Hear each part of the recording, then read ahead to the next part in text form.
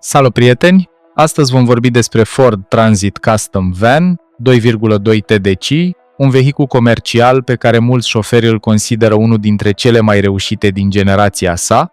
Sub capotă se află un motor turbodiesel de 2 litri cu 125 de cai putere și un cuplu de 350 Nm, ceea ce îi permite să accelereze cu ușurință chiar și atunci când este încărcat complet.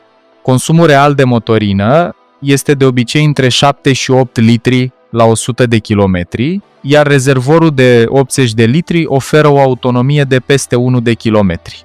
Cel mai mare avantaj al acestui model este motorul său fiabil, echipat cu lanț de distribuție, care, dacă este întreținut corespunzător, poate parcurge între 300 și 400 de kilometri fără reparații majore.